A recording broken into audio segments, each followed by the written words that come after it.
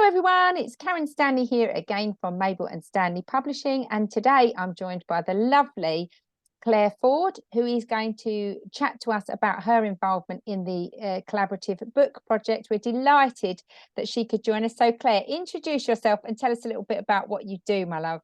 Thank you so much, Karen, and it's lovely to be working with you again. So yes, I am a teacher and a tutor, been teaching for over 20 years. I'm also a mum of two teenage boys who are at university, so been through the whole kind of school system and come out somehow the other end. And my passion really is about helping young people to really develop their confidence and their communication skills, because these are the things that I think are going to be so important, and I have seen are so important, later on in life as well, to be a successful adult. And I achieve this through writing. But in a slightly different way than they learn at school. We have, different ways of doing things. We use our switched on learning methodology to get results for children. And so it's about being a creative writing tutor, but also helping with those communication skills, oral literacy, digital literacy, emotional literacy. It's all incorporated. Wonderful. So how did you find out about the collaborative book project, Clare? Remind me. I found out about it from you, Karen. Hey!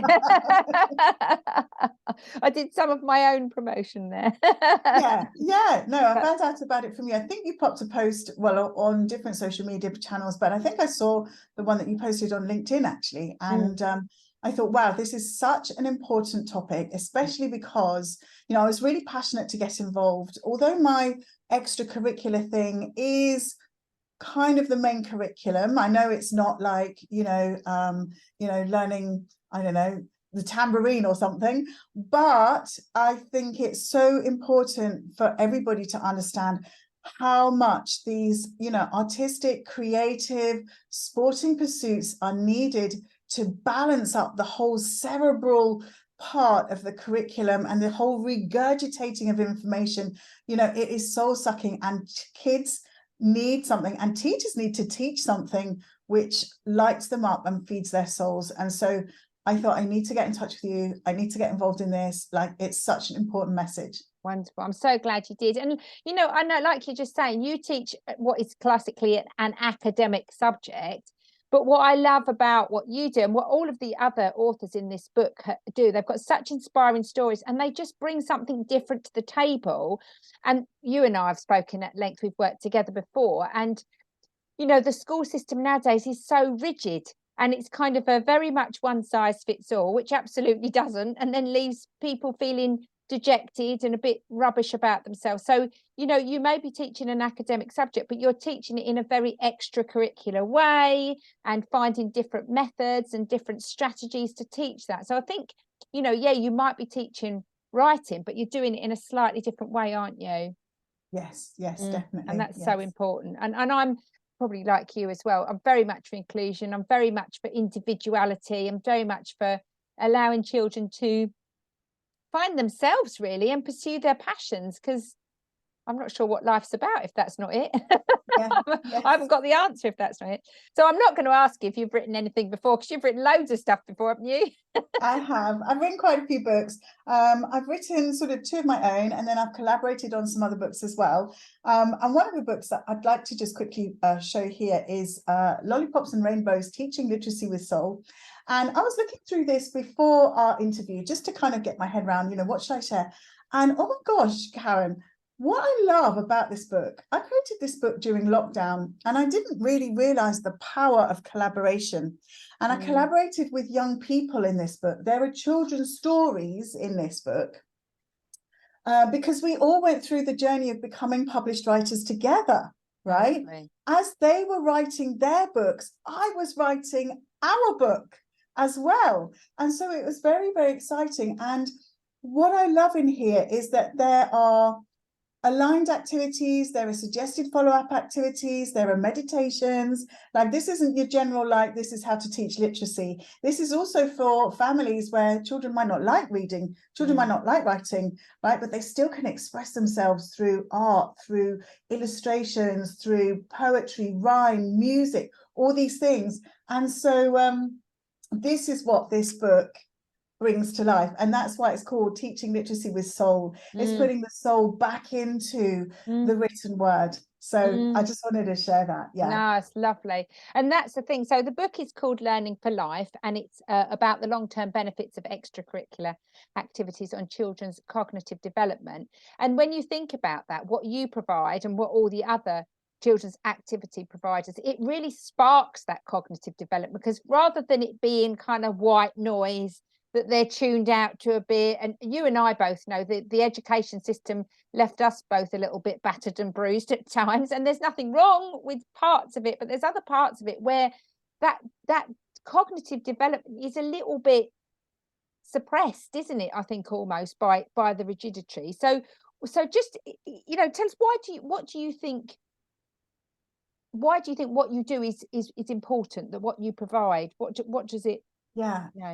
So obviously with the creative writing, right, it's not just about dotting the I's and crossing the T's and throwing in a metaphor or a simile here or there, right? Like that's just very surface level. Like that's just the thing that people think it is. But actually, I think it's so deeply satisfying for children on a personal level. You know, that sense of accomplishment and fulfillment that they see when their stories come to life. If I could just share the story of one of my students, Harry, is that okay, Karen? Yeah, I was going to ask you about a success story. So that's perfect. Yeah. So Harry came to me and he was being homeschooled. His literacy level was probably, even though he was 10, it was about a year 2 level, right? Like he could barely write, he didn't know his phonics, he didn't know spellings, he didn't know all the things that he would have learned if he'd been in mainstream schooling. However, oh my gosh, this boy had such an imagination, and he was so funny, right? He was so funny, had such a great sense of humor, and he was really, really bright, right? Really bright child. He's like high functioning autistic person. And so I was able to nurture and use this humor and use his imagination and get him to start to learn to write. And so after a time of working together, not only did Harry learn to write handwriting, but, you know, I actually got him to write his first book. And here it is. Omega and the Curse of the Griffins. Now, he wrote this together with his mum. He basically came up with the ideas, and she was his typist, right? And together they wrote a 52-page book. And this is from a young boy who went from telling himself that inner dialogue, you know, that critical inner voice, which children develop so young, telling him that he was stupid, he was different, he'd never amount to anything, he couldn't write, he couldn't spell, he couldn't do this, he couldn't do that. And now he's written a 52-page book. Not just that, he's written his autobiography with me. He's written a recipe book, and he's written a poetry book with his sister. And this is the beauty of collaboration. You see, it's not about sending kids up to their rooms and saying, get on, do the writing. It's not that. You need a community around you. You need a community of writers. You need a community of people who are expressing their ideas and their thoughts and their different take on things. And then you cherry pick what works for you. Ask for support. In this case, his mum did it with him. And she couldn't believe, once all the onus was taken off him to actually get the words down on paper, she couldn't believe how much creativity there was in Harry now. And in fact, I got a message from her just last week, because he stopped working. He did a bit of coaching with me. You know, we worked together for years, and then he stopped, and she said, oh my gosh, Claire, she said, I can't thank you enough. Harry is now taking 5 GCSEs because of your tuition, because of learning those writing skills, enabling him to read better, enabling him to write better, enabling him to become a lifelong learner, which is exactly what you're talking about, Karen, and go off and do the things that he's passionate about. And in fact, she said to me, we've just written a book together over the summer, and we would love for you to edit it and tweak it and give us a bit of advice around it. And so this is where this just lights me up. Like, if I can just do this in my life for one person, imagine, like, who knows what this young person could go on to be, to do, to become in the world. Now that he has changed that critical inner dialogue, he's realized he's got the tools at his fingertips to become a lifelong learner, to learn whatever it is he wants to do. And and so that just made me so happy, and I really wanted to share that with you. And that's been the key theme, speaking to all of the authors, the contributors to this book, is they've all got those success stories, and I get chills every time I hear each one. They all light up when they tell those success stories, and like you say, even being the tiniest part of that journey, because one person doesn't do everything, but that's such a privilege and such an honor. And also, all of these stories, they seem to have in common the fact that it is about collaborating with others. It is about releasing your creativity, whether it's through cooking or art or sport or writing or whatever it's through. Dance, drama, we've got probably the whole shooting match when it comes to different kind of pastimes and extracurricular activities. But it's about those children taking ownership of their learning, being allowed the freedom to explore, being allowed the freedom to be creative, to interact, and the thoroughly cross-curricular nature of every, you don't just do writing, Nikki doesn't just do cooking, Denise doesn't just do drama. These skills are transferable across all subjects, across all areas of life. These are skills, like you say, that will stay with them forever. And the fact that they've got great emotional literacy from you will transfer into everything. The fact that they've got the ability to cook great recipes that will transfer into their maths, into their healthy bodies, into their, love of entertaining, all of that stuff. It's like the pebble gets dropped in the pond, isn't it? And the ripples just keep going and going and going. So I think it's hugely inspiring. And without fail, everybody who's contributed to this book, their stories are so inspiring, and they're all so unique, but they're all ridiculously similar, because everybody who does what they do it with passion. Yes. And this is what we want the children to understand as well, And I think this is the thing that you and I both experienced, Karen, when we were in mainstream schooling, is that passion gets squashed and you get burnt out, and you're not always teaching things that are in your zone of genius, and you're not always equipped or have the headspace or the resources or the time to teach in such a way where that passion comes across.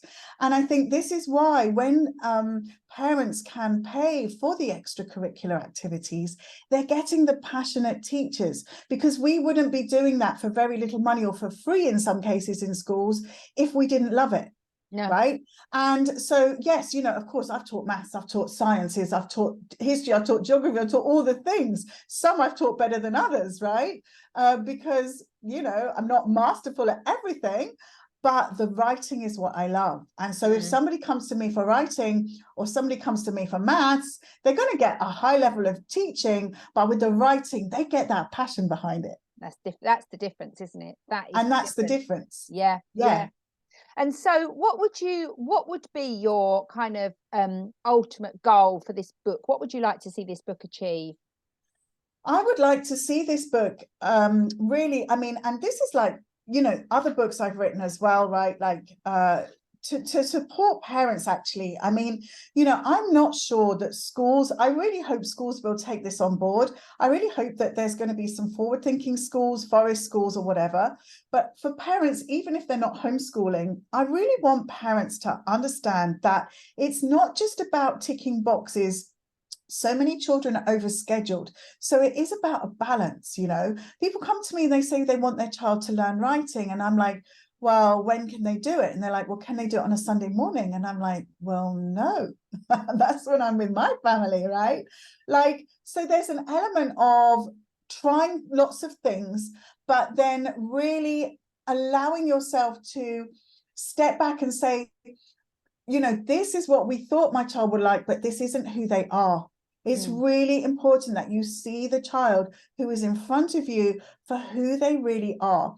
And I made this mistake by sending my sons to rugby because I loved rugby. My ex-husband loved rugby. We loved the rugby club. We loved the social life. We loved the bacon sarnies on the Sunday morning, right? My boys hated rugby. Oh my gosh, Karen. I've got one who's an artist, right? And the other one is like a historian. He's not interested in sport in any way at all and never has been, right? And it took me a while, and I'm like, oh, why are we doing this? We're doing this for us. We're not doing this for the boys. Yeah. So that would be my message. Like, you know, they're doing the violin, they're doing the ballet, they're doing the horse riding, they're doing the cooking club, they're doing the swimming, they're doing the archery, they're doing the writing, they're doing whatever. Brilliant. But they don't have to do everything. Yeah. You have to find the one or two things that really lights your child up and plays to their strengths. This is the other key thing, right? If you've got a child who's a scientist, you know, why are you putting them into football club if they hate sport? Put them into a science club where they're going to thrive and learn the skills that they're going to use when they become a scientist, right? Yeah. So play to your child's strengths. Look at the child who's in front of you. They are not you. No, that's true. They are not you. you. That's true. Right? Yeah.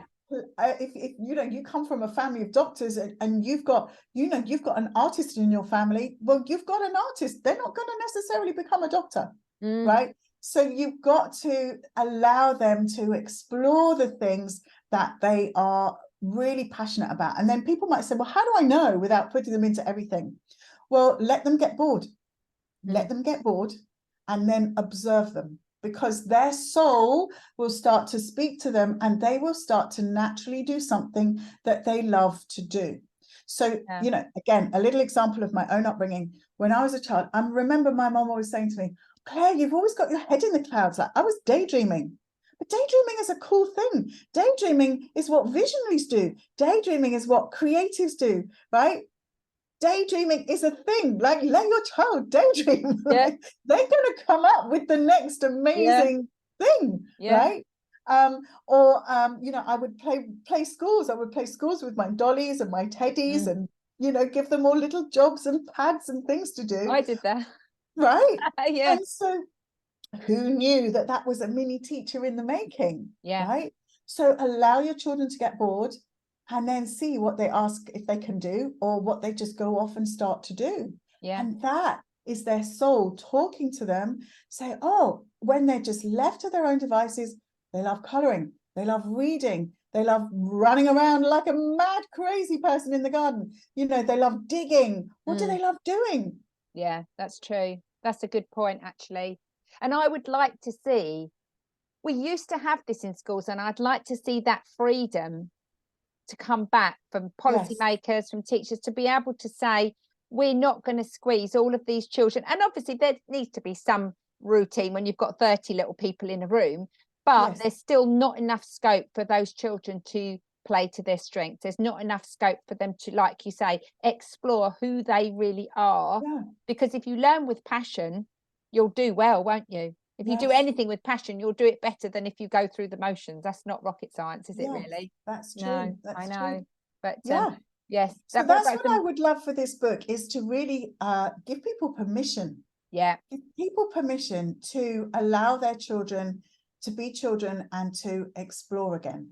Without, you know, without that ego of the, oh, well, my child's in this and this and this and this and this and this and this, and aren't I an amazing mother that I can juggle all these things and feed them in the car and get them to their tuition and like, I'm not talking about that. No, it's more about, and you know, life is supposed to be a beautiful journey. It's not supposed to be a test of endurance, is it? Right.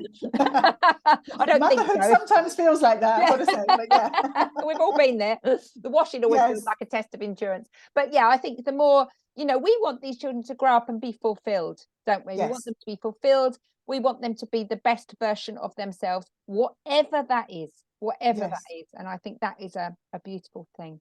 Well, as always, it's lovely to talk to you. And anyone who doesn't know me and Claire, if we were given the time, we'd be here for hours discussing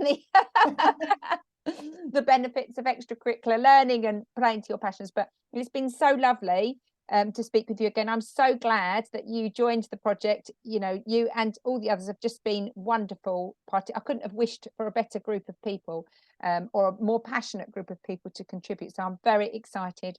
The book comes out on the 27th of October. Learning for Life. Watch out, it's going to be amazing. Yes. And we'll speak to you all again soon. And thanks for joining us. Thank you so much. Bye. Bye.